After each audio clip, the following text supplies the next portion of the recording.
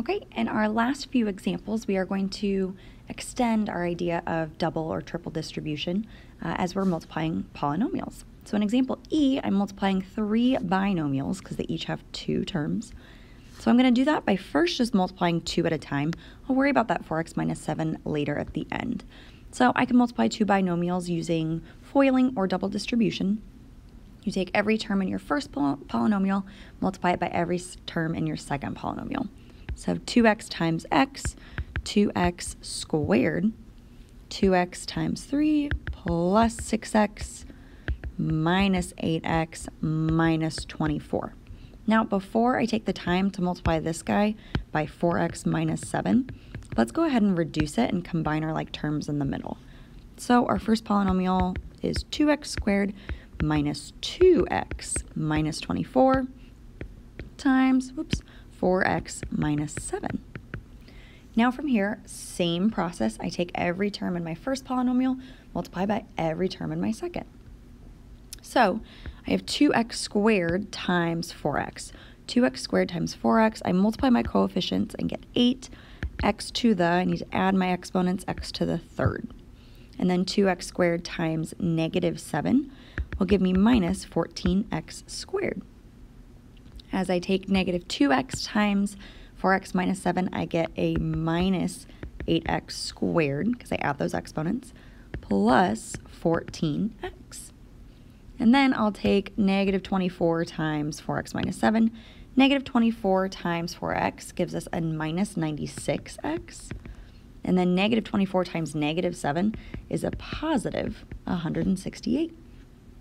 Lastly, we just need to combine our like terms. We already have everything in standard form already. So I have 8x cubed. And then I've got this minus 14x squared minus 8x squared. I have minus 22x squared. We're just adding our coefficients. Negative 14 plus negative 8 is a negative 22. And then I have 14x minus 96x. I have a negative 82x.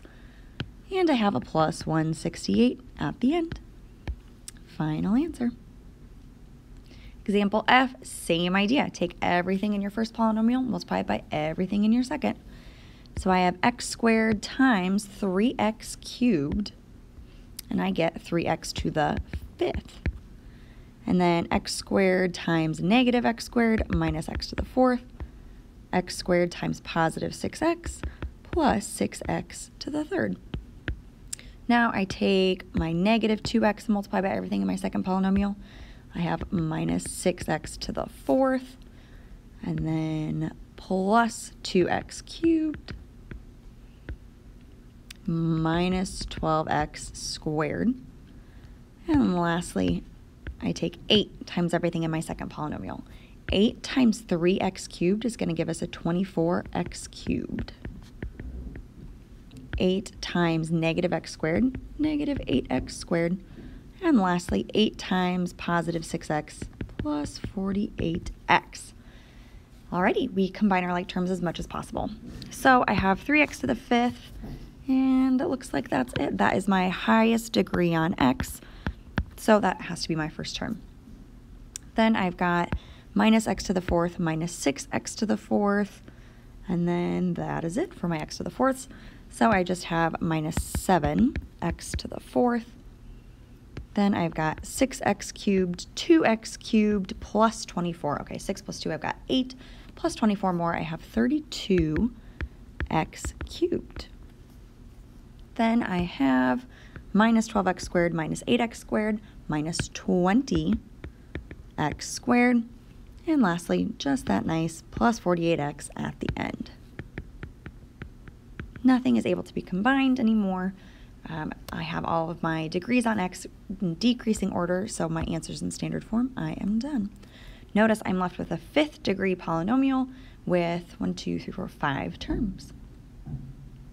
Lastly, if I want to take x minus 8 and cube it, I cannot distribute the cube on x, distribute the cube on 8. That is very, very different than what we are going to do. If you take something and you cube it, you're multiplying it by itself 3 times over. So what we need to do is x minus 8 times x minus 8 times x minus 8. And just like we did in example E, we're going to take our first two, multiply them together, and then come back around for that third polynomial. Multiplying my first two terms, or first two polynomials, excuse me, I have x times x is x squared, minus 8x minus 8x for my outside and inside terms, and then plus 64 for my last terms. And I can't forget I'm multiplying by x minus 8. I combine these two like terms in the middle of my first polynomial before I take the time to multiply by that last x minus 8. I have x squared minus 16x plus 64 times x minus 8. Now I need to use my triple distribution. So I take the first term of my first polynomial and multiply it by everything in my second. So x squared times x gets me x to the third power. X squared times negative 8 minus 8x squared. And then I take my second term, minus 16x times x. I get minus 16x squared. Minus 16x times negative 8 will get me a positive 128x. And then lastly, 64 times x minus 8, 64 times x, 64x. And 64 times negative 8 is a negative 512. Lastly, I combine all of my like terms. So x cubed by itself, nothing to be combined with. Minus 8x squared minus 16x squared. Altogether, I have a minus 24x squared. Plus 128x plus 64x. That is a plus 192x. And lastly, minus 512. So hopefully, as you are working through your homework problems, you notice that this is not the most difficult thing that you've ever done in your life, I at least hope. And if you have any questions, feel free to send them my way.